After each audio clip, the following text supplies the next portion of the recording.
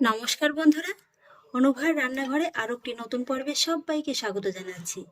বন্ধুরা, আজকে আমি আপনাদের এমন একটা মিষ্টি রেসিপি তৈরি করে দেখাবো যেটা তৈরি করতে সময় লাগবে মাত্র 10 মিনিট। এখন সারা ভারতবর্ষে গ্যাসের যা সংকট অবস্থা, তাতে করে কিন্তু কারোর পক্ষে সম্ভব না ঘন্টার পর ঘন্টা গ্যাস জ্বালিয়ে রান্না করা। আর সর্বোপরি কথা কি জানেন তো, এই মিষ্টিটি তৈরি করতে কিন্তু কোনো রকমের কোনো ছানা, পনির, আটা, ময়দা, সুজি, এমনকি খোয়া ক্ষীর কিংবা গুঁড়ো দুধ কোনোটাই লাগবে না। ঘরে থাকা মাত্র 2 থেকে 3টে উপকরণের মধ্যেই কিন্তু এই মিষ্টি রেসিপিটি আপনারা তৈরি করতে পারবেন। আর কথা দিচ্ছি বন্ধুরা, একবার বাড়িতে বানিয়ে খেয়ে দেখুন, এই মিষ্টি রেসিপিটা কিন্তু বারবারই খেতে মন চাইবে। আর সেই জন্য দেখুন বন্ধুরা, প্রথমেই কিন্তু আমি একটা ভারী কড়াই নিয়ে নিয়েছি, আর তার মধ্যে নিয়ে নিয়েছি হাফ কাপের মতো চিনি। এবার প্রথমে আমি চিনিটাকে একটু কড়ার মধ্যে এইভাবে একটু ছড়িয়ে দেবো, আর তারপর গ্যাসের ফ্লেমটাকে মিডিয়ামে রেখে এইভাবেই কিছুক্ষণ অপেক্ষা করব, যতক্ষণ না পর্যন্ত চিনিটা একটু হালকাভাবে মেল্ট হয়ে যাচ্ছে। চিনিটা দেখুন বন্ধুরা হালকা করে কিন্তু একটু মেল্ট হতে শুরু করে দিয়েছে। ঠিক এই পর্যায়ে কিন্তু গ্যাসের ফ্লেমটাকে মিডিয়াম লোতে করে দিয়ে এইভাবে চিনিটাকে একটু নেড়ে চেড়ে ক্যারামেলাইজড করে নিতে হবে। এইভাবে বন্ধুরা একবার চিনির ক্যারামেলের মিষ্টি তৈরি করে খেয়ে দেখুন, বারবারই কিন্তু খেতে মন চাইবে। অনেক রকমের মিষ্টি তো আপনারা খেয়েছেন, এই মিষ্টিটি একবার খেয়ে দেখুন। এইভাবে নাড়তে নাড়তে একটা পর্যায়ে দেখতে পাবেন যে চিনিটা কিন্তু বেশ ভালোভাবে গলতে শুরু করে দিয়েছে, আর চিনির ক্যারামেলটাও কিন্তু তৈরি হতে শুরু করে দিয়েছে। এই সময় কিন্তু গ্যাসের আঁচটাকে একদমই বাড়িয়ে করতে যাবেন না, তাহলে কিন্তু এই ক্যারামেলটা আবার পুড়ে যাবে। সেক্ষেত্রে কিন্তু মিষ্টিটা খেতেও তেতো লাগবে। আর এইভাবে নাড়তে নাড়তে কিছুক্ষণ বাদে দেখতে পাবেন চিনির ক্যারামেলটা খুব সুন্দরভাবে তৈরি হয়ে গেছে। এই যে দেখুন বন্ধুরা, চিনির ক্যারামেলটা কিন্তু আমার খুব সুন্দরভাবে তৈরি হয়ে গেছে। ক্যারামেলের ভিতরে হালকা একটা গোল্ডেন কালার কিন্তু চলে এসেছে। এর থেকে আর বেশি জাল করব না, তাহলে আবার ক্যারামেলটা কিন্তু খেতে তিতো লাগবে। তাই এই পর্যায়ে কিন্তু গ্যাসের ফ্লেমটাকে একই রকম ভাবে লোতে রেখেই এর ভিতরে অ্যাড করতে হবে 1.5 কাপের মতো লিকুইড দুধ।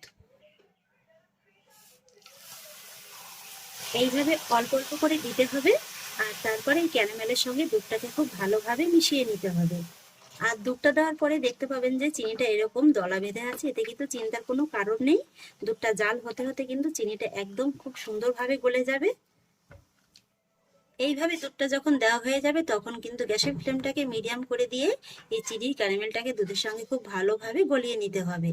আর তারপরে দুধটাকে কিন্তু একটু ফুটিয়ে নিতে হবে। ক্যারামেলটা দেখুন বন্ধুরা খুব সুন্দরভাবে কিন্তু গলে গিয়েছে, আর দুধের ভিতরে কিন্তু হালকা করে একটা বলকও চলে এসছে। মোটামুটি এখানে আমি 2 মিনিটের মতো একটু জাল করে নিয়েছি। আর এবার দেখুন বন্ধুরা, আমি এই দুধের মধ্যে অ্যাড করব কিছুটা পরিমাণে ড্রাই ফ্রুটস।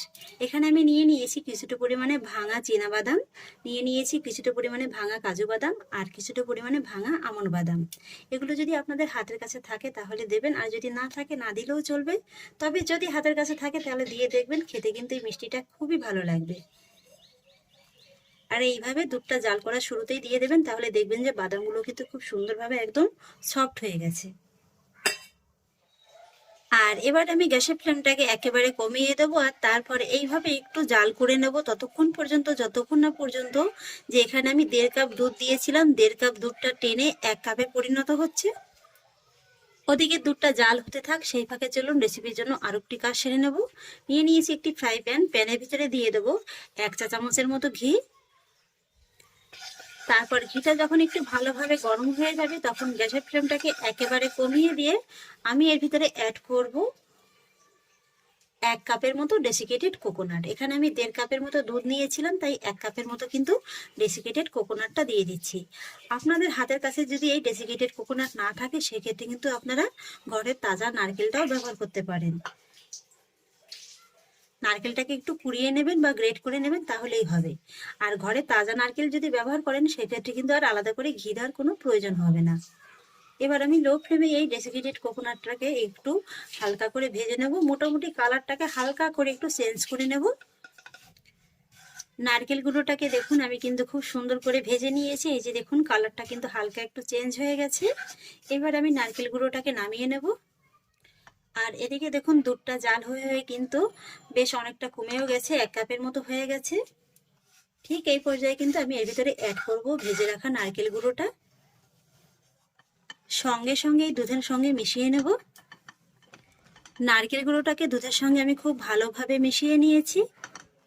ঠিক এই স্টেজে আমি এর ভিতরে অ্যাড করব 1 চা চামচের মতো এলাচ গুঁড়ো। এলাচ গুঁড়োটাকেও খুব ভালোভাবে মিশিয়ে নেব।